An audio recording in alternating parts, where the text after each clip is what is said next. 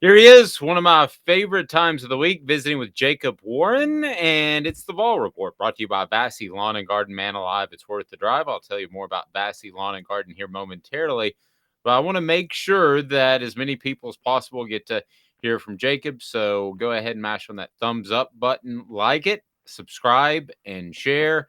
And we greatly appreciate that. Again, that thumbs up button helps us get the word out. Jacob, how are you, sir? I'm fantastic. How are you doing? Yeah, it's a little different tenor than last week. Yeah. And congratulations on. I mean, I can't think of a better way to go out. And for those, I want to give a little background. You would have another year, but you've said before that this was going to be your final year. So I can't imagine a better way to go out as a senior than what you guys did in Neyland Stadium on Saturday against Missouri. Yeah. Right. Like you said, with all the, questioning back and forth with the eligibility and stuff, and just treating this like it's the last one. Right? Like this is going through the senior day, going doing the Vol walk, and just looking up at the stadium, and man, just trying to take it in and be grateful and kind of have those feelings of man, like when I did this, 4 years ago, and it just felt like whatever, it's just a Vol walk, whatever. But then now it's as time's ticking down, you really take time to appreciate those things and I guess just soak it in and yeah, it's emotional, I guess, especially for someone that really cares about this place and has I guess dreamed of this, right? Like this is something I've wanted to do for a really long time, and um, so it definitely was an experience for sure, and I enjoyed it. I had a great time, and like you said, it helps whenever you win a game like that that you can kind of be comfortable and go out there and kind of impose your will and do all those things on senior night is great. I've asked guys this before. How do you manage the emotions? Because it's almost like you get married, and then you have to get in a fight 5 minutes later. I mean, how do you manage Right. that? Yeah. Um, I think it's not quite as like we're all in game mode, right? We're still in game mode, even though we're doing the senior day walks. Like, we've been preparing for the game and mentally, we're checked in, ready to go play. And so, I guess it could be a bit of a distraction, I guess. But I think it's more of just kind of, um, I don't know. The pageantry is great, and I think it's great, but I don't think it's necessarily as much of a distractor as you would think, right? I think it's more of just like yeah, this is it. Like this is great. I appreciate everyone, recognizing the seniors, and made me happy because when I ran through, I got a big cheer, and I could feel the crowd get louder, right? And so that made me feel good, made me feel appreciated. But yeah, no, it was awesome. And then like you said, yeah, I get to see my family and stuff. It's like, oh, this is great. And, all right, now it's time to go, run into people and catch the ball. So um, I don't know. So, speaking of running into people, one Mm-hmm. of the very first plays of the game, The there's first this play of little. the game. It was the first play of the game. You're right. So Offensive play, right? first offensive play, you catch a pass, and I'm thinking, oh, well, it's just natural, just to bounce out of bounds. There's three defenders there. Why not just bounce it? You planted your left foot and took off upfield, and you wanted to hit somebody. Take me through that play. Yeah. So I told myself I wanted to jump over somebody whenever I caught it. I was like, I'm jumping over somebody, whoever, because I'm sick of them diving in my legs. I'm so sick of it. Like I'm over it. So I was like, I'm gonna catch this ball and I'm gonna turn around, and if there's a little dude standing there, I'm gonna jump over him. And I turn around and there's not a little dude standing there. So I'm like, all right, all right. So obviously Brew, I don't know if anyone watched, like people even really noticed, Brew did an amazing job blocking on that play. He had him squared up the whole time, ended up actually like putting him on the ground and pancaking him. But I saw Brew's block and was just trying to press his block, and I run out of room on the sideline, obviously, and I guess as a tight end, but I guess also just the way we're taught, we're trying to drain everything out of every single run, right? Every single time you have the ball in your hands, we're trying to get as many yards as physically possible. And so, obviously, I feel those defenders, collapsing, and I feel the sidelines. And so, the sideline isn't an option, right? It's not an option to go out of bounds. So the only option is to put my foot in the ground and get back vertical and go get what I can get. And yeah, obviously, it just seems like a routine play to me, but was appreciated by a lot of people. Who were like, wow, I saw how you put your foot in the ground and went and got more yards. And went, yeah, That's what everybody should be doing. Don't go out of bounds. Like that's not fun. Go hit people. But it seemed in particular to be like a very an emotional move, almost like um, maybe burying last week. Maybe I'm getting too symbolic here, Jacob, and tell me if I am, because that's what I tend to do. But maybe burying what happened last week in one play is what it felt like. Sure, I guess. Yeah, it was maybe a statement. I guess is what you're kind of getting at. It was saying like, yeah, we're still fighting. We're still here, and we're coming after you the whole game. So Brought to you by Vassy Lawn and Garden. Man alive, it's worth the drive. Industrial mowers. They got the commercial mowers. They've got the residential mowers and blowers. They've got everything right there at Vassy Lawn and Garden in beautiful Cleveland. The Vol Report brought to you by Vassy Lawn and Garden. Man alive, it's worth the drive. Be sure and hit that like button so you can get notifications that when we talk to Jacob each and every week, and turn those notifications on. And you talk about that being a statement that you're still here. Tennessee is still here, and yeah, certainly you are. I was talking to Cooper Mays, who is on our YouTube channel as well, and Cooper said that he felt like when you guys donned the pads on Tuesday, that if there was any concern about not having the right reaction, hmm it was done. You guys felt great on Tuesday when you put the pads on. Did you have that similar type of feel? yeah, we put a really good, really good week of practice together. People talk about how you're gonna bounce back, how you're gonna, how is the team gonna react, and um, we this is something cool that Siwak, our chaplain, mentioned it in the chapel session of devotion before the game. He was talking about like, downs are inevitable. Like life is gonna be, life football. There's gonna be downs. There's gonna be times where you're low and something happens, you hit some adversity, but we're called to bounce back. We're called to what I mean, fight and to show that the way you show that you care and the way to show that your character is by the way that you react to things. And so this team did a really good job of coming back out on Monday, Tuesday, Wednesday, just going to work and just treating it like every other week and understanding what happened and accepting what happened, but at the same time understanding that that doesn't change who we are and that doesn't change the identity of this team. And I think that kind of showed when we come out and we put up, good numbers against a good defense, right? A very good defense at that. And so, yeah, I don't think we have much problem handling adversity right now. No, I think you're good there. Mm-hmm. And how much of that did you learn throughout the course of your career of handling adversity? Because one loss last week does not compare to the amount of adversity you've gone through in your career. For sure. Yeah, and that's what makes things like that easier now. Is like, man, like if you can't handle a loss, right? Like, what if you can't handle anything. Like you have to be able to handle losses, right? And that's in life, that's in sports, that's in school, right? Like I didn't do well on a quiz last week. Like if I'm gonna let that affect the next quiz, then like shame on me, right? So I guess just everyone knows the story of what's gone on here the past 5 years since I've been here. Seen a lot of loss and a lot of change and um, everything. I guess you can compare everything. You can look back to times when, we were 3-7. We lost almost every game, right? Um, and just think about your mentality whenever you're sitting there, right? You're sitting in that season 2020, whenever we went 3-7, and you're just um, like, how can you can be mad? That's not. I'm not trying to get at that. Like, but I'm just saying, how can you be mad about a loss to now the number one team in the nation by 2 scores, and we played the worst game that we've played all year? Like if you can't like just learn from that and just grow and move on from that, then you're gonna have a hard time moving on from some really tough times. So the fact that we've been through those tough times, I think, helps us in these situations. Here's something crazy that I also talked to Cooper about, and um, he said he visited with Jalen Hyatt after the game and Hmm. said, "Good game," and he goes, "No, not really. I had 2 drop passes." But he Yep. had he had a ton of yards, a touchdown, Hmm. and he was a huge factor in the game. It Man, messes you up, man. I'm I mean, telling you. how much has that to me speaks to the expectation level of the entire team, Hmm. and how much higher it's gotten. Has that happened throughout the course of this season as you guys have had more success?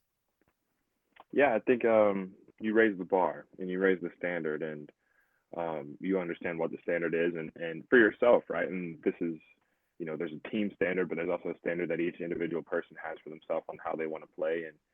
And Jalen is and has been that guy that's super sure-handed and will make that play when that ball's in the air going down the field. I like everyone starts running down there because we all just assume and we believe that he's going to catch the ball. So you see two uncharacteristic drops like back to back in that series, and it's just like, wow, okay, that was weird, right? Like not in character of him. But then you see him come back in the second half and make that play on the sidelines where he catches the ball and practically walks into the end. You know what I mean? Just jogs into the end zone, right? And like yeah, that's him. Like he's still that guy. He's still a great receiver, and everybody goes through stuff like that. And yeah, he's hard on himself, but obviously everybody around him is like, look, dude, like you're still the best receiver in the nation. Like you're still that guy. You're still Jalen Hyatt. You're still the guy that makes that hit a thousand receiving yards and can set the touchdown record for what I mean for a receiver. Like you're still that same person. So it's a matter of just trying to keep him up and not let him get too down on himself. Have you ever seen him drop two passes in practice, jugs machine, two consecutive passes ever? No, that's what I'm saying. It was so uncharacteristic, and when things like that happen, it's truly just a lapse in focus, right? Because you do that every single day, and catching a ball is not. Sometimes it's hard, right? There's some catches that you make that are hard catches, but like catching a ball inevitably for us right now is not hard because that's our life, and so it's just a matter of resetting and focusing up on the details and making those plays.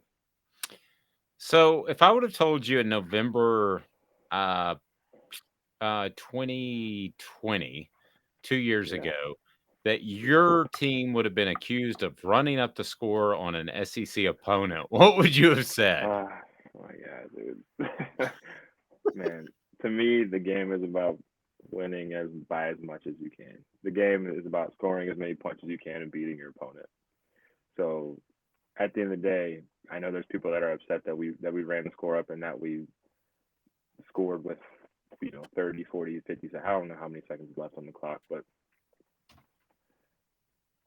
we're trying to go play in the college football playoffs. We have to win these games by as much as we can, and in the most dominating fashion that we can, and just show who we are and show that we're the best offense in the nation. And statistically, we would love to be the number one offense in the nation, which we have been. And I don't know where exactly we are now, but that includes points, that includes yards, that includes yards per catch, yards per carry, all those things, all these stats that we're trying to hit. And if that's disrespectful, then I guess you should be playing the game. I guess if you can't handle getting, I don't know. I mean, you see how I feel about it. I don't, Yeah, I mean that whatever. there's the college football playoff, and then there's also the fact that there were some comments made on a nationally syndicated show. I don't know if you're aware. I Um, surely am aware. Yeah. yeah, yeah, about NCAA infractions and all that sort of thing at a very timely time, if you think about it. SEC media days and wrapping up summer recruiting. I wonder if that was any motivation at all. Could be. We'll see. I don't know. We'll see. You and I were discussing before we started the show, and Hmm. that was the health of this team. And some of that's good fortune, but some of that is also, I think, two things that I'd like for you to address. One, off-season work. Okay, but two, there have been a lot of games where the starters have just had to play half a game. Yeah. Can you discuss those 2 factors and the health of this team, relatively speaking to other teams that have serious health issues? You guys really don't. So you mentioned the first thing was what, the off season? Is that what Yes, you just mentioned? Yeah. off-season work you guys put in. Yeah. So obviously our training regime, our program is built to prepare us for a long season, right? Just as everybody else's is. And I think that our strength staff does a really good job of understanding what's going to break our bodies down, what's going to strengthen our, the important things, right? Because a lot of football is not strictly just, you know, how much can I bench, how much can I squat. It's a lot of functional movements. It's a lot of flexibility movements, so that whenever you're put in that weird position where your arm kind of gets bent back or your leg gets kind of folded up underneath somebody, are you able to stretch and to adapt and to be able to withstand those things that normally might cause soft tissue injuries. So that's obviously something that we focus on a lot in the off season and even during the season, the lifts that we do. Um, but then also, just like you said, yeah, for the first I don't know how many games, but for the first few games, the starters play a half, maybe the first drive of the second half, and then we're out of the game, and so we're getting 25 reps a game, maybe 30 reps. Whereas now that we're into the bulk of our SEC schedule, at least me personally, and I'm splitting reps with another guy. I'm pushing 40 to 50 reps, and so that's a lot of wear on your body each week. And so, yeah, I guess the further you get into it, the more the more you have to be focused on taking care of your body. But we do a good job, man. We do a good job of I don't know, just trying to take care of ourselves and take care of our teammates. Whatever way we do, whether that's with practice habits or in the weight room or scoring 45 points in the first half so that we don't have to play anymore, whatever it may be. So I talked to Cooper, and I think he has like the biggest blinders on of any perhaps any player that I've ever talked to. But you've talked about the fact that you mentioned the college football playoff. So Yeah. Tuesday night, will you watch it to see where things fall out? Well, is it appointment TV for you, or how do you handle something like that? I mean, yeah, you see it. Obviously, you can't avoid it. It's going Yeah. to be all over everything, and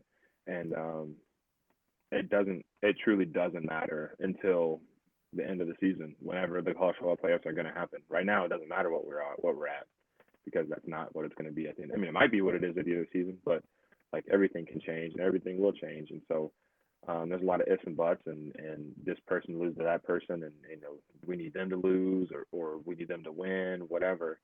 At the end of the day, you can't control any of that. The only thing you can control is yourself and the way that you come to work every day. And if we handle our business and do everything that we're supposed to do, and are successful, and I think we'll set ourselves up to be in contention and make a good point, or make a good argument as to why we should be involved in that. So You kind of ran a really good pass route on me there and faked me out.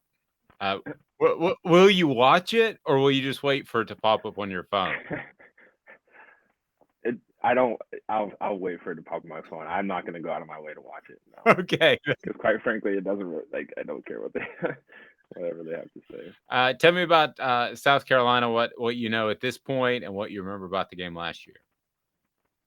I don't know much at this point. I not haven't started watching them yet. We'll get into that a little bit. I'll watch a little bit on my own later and get into that tomorrow. Last year I remember we I think this game we broke out the black jerseys, the dark mode jerseys, and it was a good day for us last year. I remember having a lot of success and winning that game. Uh, with a commanding lead or whatever, and that's a team that we go into expecting just like every other week, expecting good results, and yeah, just excited to go play them. That's a rivalry game of sorts, right? Just a good matchup every year. So I'm excited to go there. And they have a really cool atmosphere, and their stadium's pretty dope. And I went on a lot of visits and stuff there. So good atmosphere, good fans. Should be a really good time. Did they offer you? They did, yeah. South Carolina was one of the schools that I was recruited really heavily by. But you pretty much knew with the ties to Tennessee, you're headed to Tennessee, or did you strongly consider them?